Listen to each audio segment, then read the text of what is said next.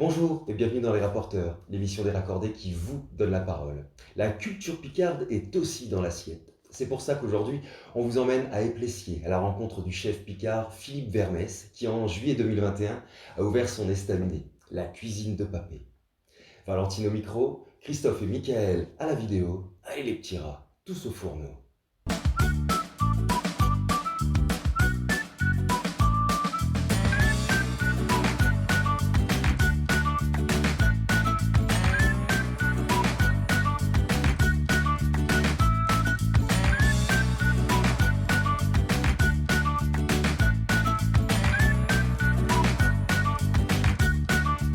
Philippe Vermès, bonjour. Bonjour Valentine. On va faire un petit clap de début. Vous êtes prêts? 1, Deux, 2, 3. Action! Réaction.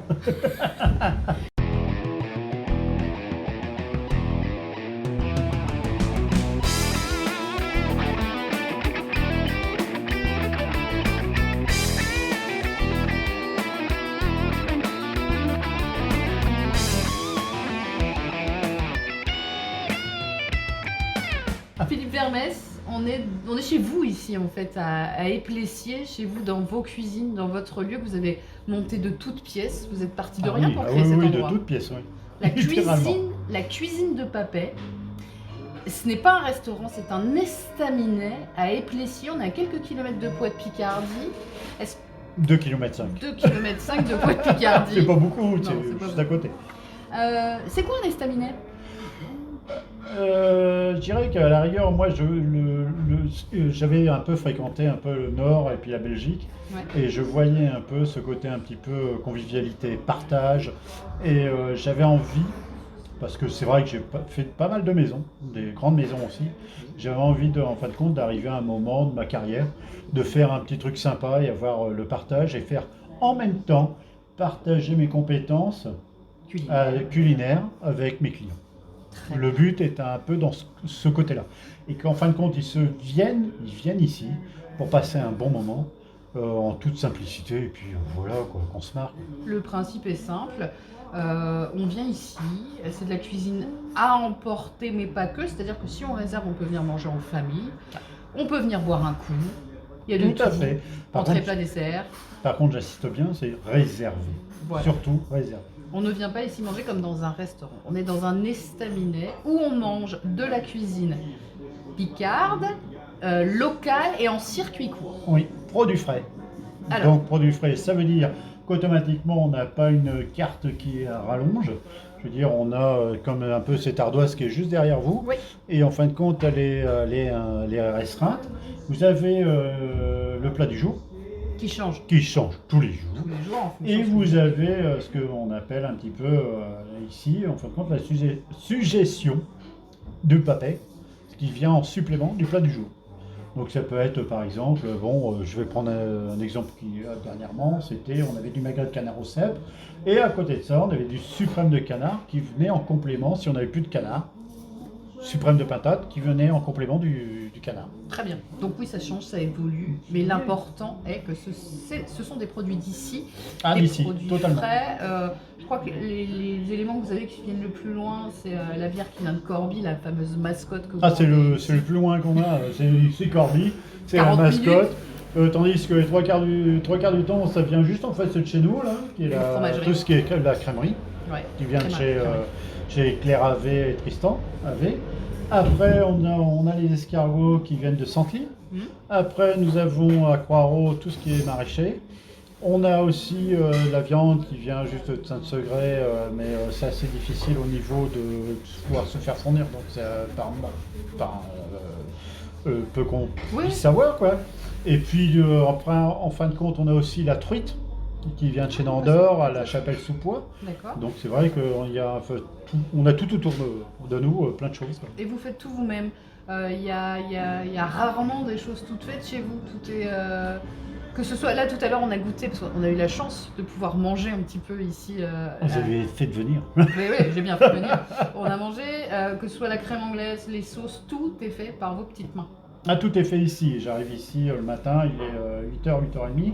Ouais. Et je n'ouvre au public qu'à partir de 11h. D'accord. Donc ça me permet d'avoir un éventail, de cuisiner tout ce temps-là, tout seul. Je suis face à mes fourneaux et puis je cuisine comme une petite abeille, quoi. Ouais. Et arrivé à 11 h, j'ouvre au public et puis ça me permet, les gens ont commandé, donc prendre leur plat emporté, quoi. Vous vous êtes lancé dans l'aventure en juillet 2021, donc ça fait quelques mois que vous êtes implanté ici et ça marche bien, le bouche à oreille. Finalement, les gens sont attirés, sont curieux, ils viennent ici manger à Éplessier, à la cuisine de Papet. Bah, je pense aussi qu'on est dans une conception, enfin notre concept d'estaminet n'est pas du tout prévu dans la région, quoi. Ils ne s'attendaient pas à ça, quoi. Ouais. Donc quelque part, ils sont assez surpris. Ils pensaient qu'en fin de compte, on fonctionnait qu'avec des plats emportés. Ouais. Mais le fait de mettre sur réservation pour manger sur place, ils sont quand même assez surpris. Donc ils s'y mettent tout doucement, on y vient, et ça se passe très bien. Ils sont très contents. Un petit mot sur le nom, la cuisine de Papet. Papet, c'est quoi? C'est le grand-père, c'est Papy? Là, le papé, c'est parce que, à la rigueur, arrivé au mois de janvier, je suis devenu grand-père. Très bien. Donc, à la rigueur, mon petit-fils m'appelle Papé. Je voulais pas D'accord. qu'il m'appelle Pipère ou Papy, Ouais. je voulais, voilà. Donc, il m'appelait Papé. Vous êtes un jeune grand-père. Oui, j'ai eu Philippe Bermès. à peine la majorité. Bon, ça fait un petit moment qu'on se connaît, il faut le dire. Ah, Moi, c'est vrai, je on vous partage. connais professionnellement parlant. Philippe Vermès, c'est beaucoup de choses. C'est aussi une association qui s'appelle Picardie Secret. C'est avant tout l'amour de la cuisine, mais l'amour de la cuisine aussi régionale. Cette association, elle promeut la cuisine du coin, en fait. Ça fait à peu près dans les années 90 où je fais la promotion des producteurs locaux. Ouais. Et je m'étais toujours dit que je créais une association qui se déplacerait sur les salons culinaires et qui représenterait en fin de compte la Picardie et toutes les recettes picardes. Parce que les 3/4 du temps, je m'étais rendu compte quand j'étais jeune, je suis rentré dans la profession de cuisinier, qu'on ne parlait pas assez souvent de la cuisine, des recettes picardes. Ça se limitait un peu dans le gâteau battu et puis les ficelles. Oui, Donc voilà. je me suis dit, à la rigueur, on avait un éventail qui était quand même beaucoup plus large. Donc je me suis lancé dans les années 90 à défendre, à mettre en valeur les recettes picardes. Donc j'ai été chercher, même au niveau des archives départementales, des recettes, même qui paraissaient très très loin, Presque oublié, ouais. presque Ouais, oubliées, ouais. et après retranscrire dans le mode d'aujourd'hui, et les travailler et les remettre au goût du jour, et puis les mettre en avant. Et lorsque j'ai eu la possibilité de créer une association, c'était en 2013, j'ai créé cette association, et là on s'est déplacé avec des bénévoles, et on se déplace encore, bon, le confinement nous a un peu cassé, un peu comme tout le monde, comme toutes les associations. On s'est déplacé quand même à Dublin, on a été en Irlande, on a été aux Pays-Bas, on a été en Allemagne, et puis bien sûr on a été Super. au niveau de la France. Donc c'est vrai que c'est une association qui a beaucoup bougé. Et en Par fait, contre, ce qui m'a aussi, j'ai beaucoup apprécié et tout, le fait de rencontrer Paul Bocuse, qui ne connaissait pas par exemple la ficelle picarde, de lui faire connaître la ficelle picarde. on va faire une petite parenthèse. Paul Bocuse, vous l'avez rencontré où? Alors moi, je l'ai rencontré dans les années, c'était en fin de compte dans les années 90, et j'ai eu la possibilité d'échanger beaucoup avec lui. C'était en fin de compte mon maître, je dirais, entre guillemets, spirituel au niveau culinaire. Et c'est vrai que lorsque il est disparu, j'ai eu beaucoup de mal, franchement, je vous le dis. Beaucoup de mal à pouvoir parler à la radio pour lui, parce que j'y arrivais pas, quoi. J'étais incapable. Votre papa J'étais spirituel. j'étais touché, Ouais. et fortement très touché. Même encore aujourd'hui, je suis touché, quoi. Parce Une petite que photo d'ailleurs. oui, pas qui très est loin de juste nous. là et qui me permettait, en fin de compte, j'avais ce repère un peu de... Et il avait un accueil, je veux dire, c'était vraiment c'était de la famille. Ouais, d'accord. C'était de la famille, quoi. Donc c'était quelque chose qui était important dans mon... C'était mon guide, quoi. Au Et niveau il de la gastronomie, c'était mon guide. Mais il ne connaissait pas la ficelle picarde. Il ne connaissait pas la ficelle picarde. Et lorsque je lui ai parlé de la ficelle picarde, tout de suite, il me dit, c'est où la Picardie, c'est où Alors il me dit, au niveau du Touquet. Je dis, non, c'est pas le Touquet, c'est beaucoup plus bas, c'est Amiens. Oui. Et au fur et à mesure, je lui ai fait connaître donc la ficelle picarde, les chicons. Ah, Les oui. chicons, parce qu'il ne connaissait pas les chicons. Et au fur et à mesure, ça s'est créé un lien qui était énorme. Et j'ai pu travailler dans ses cuisines, c'était génial. On va y Franchement revenir un génial. petit peu après justement sur votre parcours professionnel. Moi j'aimerais quand même que pour tous les picards qui nous regardent, c'est quand même le but, la ficelle picarde. Il y a beaucoup de picards qui la mangent avec de la béchamel, mais le vrai picard il sait que non, on ne met pas de béchamel dans la Mais ficelle picarde. non, moi ça fait, je vous dis, là, à peu près dans les années 90, je me bagarre parce qu'en fin de compte, c'est Monsieur Lefebvre qui a inventé cette recette. C'était pour la Foire Expo, c'était en 1956. Ah ouais, quand Et même. c'était en fin de compte le responsable de la Foire Expo qui avait demandé à tous les restaurateurs d'Amiens de créer une recette avec des produits régionaux. D'accord. Et donc c'était la recette qui a été retenue, c'était la ficelle picarde. Et moi j'ai absolument, parce que je recherche, c'est vrai que je pousse un peu le bouchon un peu loin, je recherche un peu et j'ai eu un contact avec sa fille qui est maintenant avocate sur Paris. Et j'avais envoyé un courrier, je lui ai demandé, je lui ai retranscrit la recette et elle m'a confirmé, j'ai toujours ce courrier, elle m'a confirmé que c'était bien la recette de son père. Donc on met de la crème fraîche. On met de On la est crème d'accord. fraîche, ça n'a rien à voir. Une duxelle avec des échalotes, avec champignons hachés grossièrement, je dis bien grossièrement, pas en bouillie. Échalotes, vin blanc, duxelle avec les champignons grossièrement hachés. Vous laissez réduire et gentiment vous laissez évaporer le vin blanc jusqu'à temps que vous ayez une duxelle sèche. Très Et bien. après, crêpe, une tranche de jambon, parce qu'on va pas quand même mégoter, on met la tranche de jambon, la duxelle, il y a une façon de la rouler, vous pliez sur les côtés, vous la mettez comme ça, et puis voilà, crème fraîche, gruyère. On en mange ici. C'est tout, oui, on en mange ici. Ah, Et avec je plaisir. tiens à rester dessus, avec des champignons frais, pas en boîte. Philippe Vermès, d'ailleurs, vous avez fait une version de cette ficelle picarde, puisqu'ici on a éplessier, vous avez fait une version éplessiéroise. Vous aimez bien changer un petit peu les recettes, faire à votre sauce, toujours avec, en l'honneur des gens du coin. La ficelle éplessiéroise, vous mettez du fromage dedans, enfin, en tout cas, de la crèmerie d'en La face. crème d'en face, de chez Avec. Ouais. Alors le truc, en fait, dès que je suis arrivé ici, ce que je voulais, c'était non seulement créer, mais en même temps mettre en valeur, je veux dire, le village où je suis. Ouais. Et le but, en fin de C'est compte, c'était un mélange des deux, quoi. Donc j'ai créé, en fin de compte, cette ficelle avec une fondue de poireaux au safran, avec du jambon fumé, du fromage de chez Christian Havet, Juste en face. et puis roulé, crème fraîche, gruyère, et puis ça va super bien. Vous m'avez tendu une perche, les poireaux, il y en a plein dans le coin.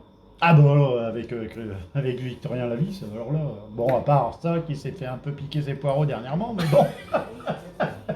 Malheureusement, c'est terrible, mais bon. Les poireaux, ça se vole apparemment. Bah oui, apparemment, tout se vole donc, même les poireaux. C'est fou. Vous, du coup, on va revenir un petit peu sur votre parcours professionnel. On l'a vu, vous avez rencontré Paul Bocuse, vous avez noué des liens avec ce grand cuisinier, ce grand chef. Vous avez commencé la cuisine à quel âge, vous, Philippe? Alors moi, j'ai commencé la cuisine, je devais avoir 15 ans, j'avais 15 ans. Alors j'ai eu une enfance assez difficile et puis je me suis retrouvé dans la restauration parce que mon père avait décidé pour moi. D'accord. J'avais pas décidé. Moi, je voulais être professeur d'histoire et géographie. Ok. On est complètement à l'envers. Et mon père avait décidé pour moi. Un jour, je suis rentré, j'étais en fin de troisième, et mon père m'a dit, bon ben voilà, j'ai décidé pour toi que tu ferais ce métier-là.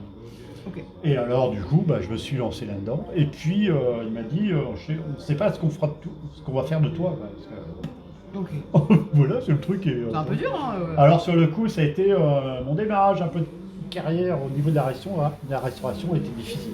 Ok. Et puis, quelque part, en avançant dans le métier, j'ai quand même rencontré des patrons, puisque j'étais en apprentissage, Bien sûr. des patrons qui étaient quand même assez créatifs, comme l'Auberge de la Forge. À ce moment-là, c'était Mémé Tétal. J'ai rencontré des gars comme Monsieur Monconduit.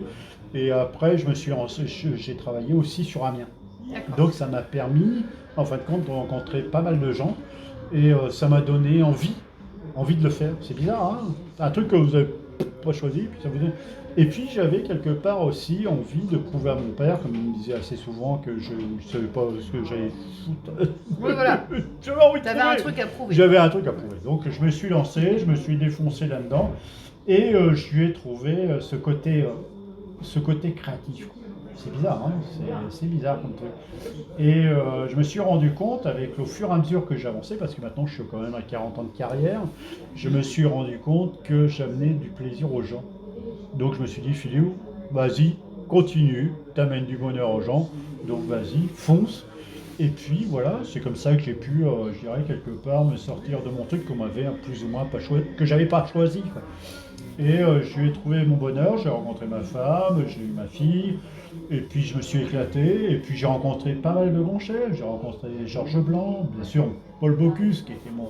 Ouais. Et Marc Vérac, Oui, qui grand m'a chef. invité chez lui, au chalet, chez mon père, machin, et puis je veux dire, j'ai à Megève et j'ai trouvé ça super génial, quoi. Ça m'a permis de vivre des expériences extraordinaires. Par exemple, bon, je vois, parce que je l'ai là, je l'ai remis là parce que je l'ai pas, je voulais pas le mettre à l'extérieur.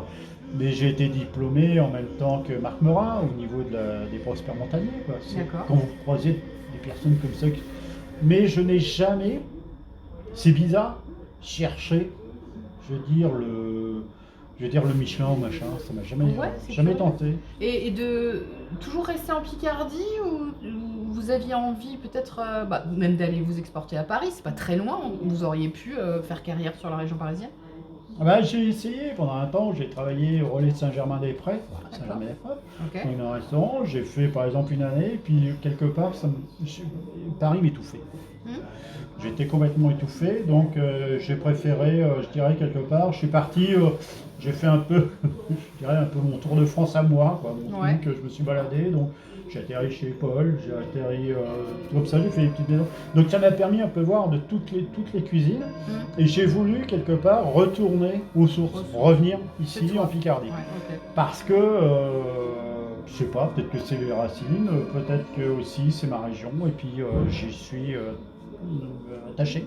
Mais ça se voit, Attaché. ça se voit, en tout cas même Attaché. quand vous cuisinez, ça se voit, vous mettez toujours en valeur la Picardie, les produits du coin, la famille, finalement. C'est un Oui. peu ça qui vous caractérise. Oui, et puis le partage, la convivialité,